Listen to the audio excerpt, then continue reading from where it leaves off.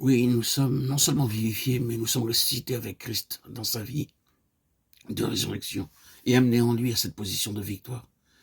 Il nous a fait asseoir avec lui. Votre position de victoire donnée de Dieu est là au-dessus de toutes les principautés, de toutes les puissances. Vous devez vivre dans l'air pur, au-dessus des puissances des ténèbres, et non dans les brouillards et les ténèbres du train de ce monde. Tel est le tableau fait par Paul aux Éphésiens, dans les 2 premiers chapitres de cet épître. C'est plus qu'un tableau, c'est une réalité. L'Esprit de Dieu est en train d'amener l'Église à le reconnaître. Vous pensez que l'Église a l'air bien morte, c'est vrai, mais pourtant certains enfants de Dieu reconnaissent cette vérité.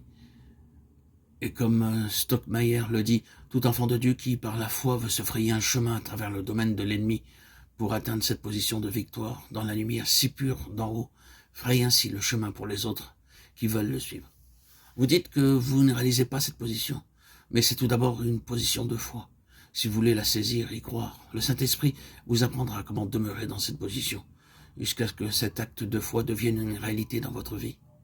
Il y a tant d'enfants de Dieu qui tâtonnent comme des aveugles, alors qu'il existe une illumination des yeux de leur cœur, qui ferait des choses célestes, une réalité pour eux,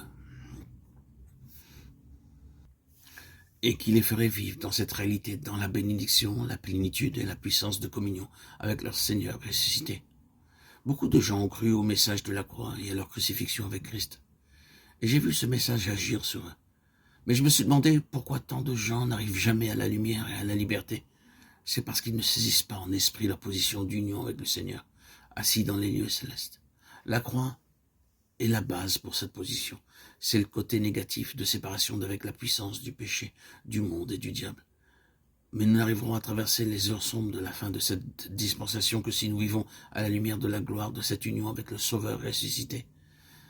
Ce qu'il nous faut faire maintenant, c'est détacher nos regards de ces ténèbres qui nous entourent. Ténèbres qui s'épaississent dans le monde et vivre une vie de victoire personnelle, jusqu'à l'extrême limite des lumières que Dieu nous a données. Si nous pouvions regarder depuis le trône de Dieu en bas sur la terre, nous verrions le Saint-Esprit se mouvant çà et là, se manifestant partout où il peut trouver une issue. Que fait-il? Il attire rapidement chaque membre du corps de Christ jusqu'à sa place dans le Christ ressuscité afin que le Seigneur puisse venir en personne et prendre le gouvernement de ce pauvre monde. Il n'y a aucun espoir pour le monde. Dans la dispensation actuelle, aucun espoir, sauf le retour de Christ venant pour régner.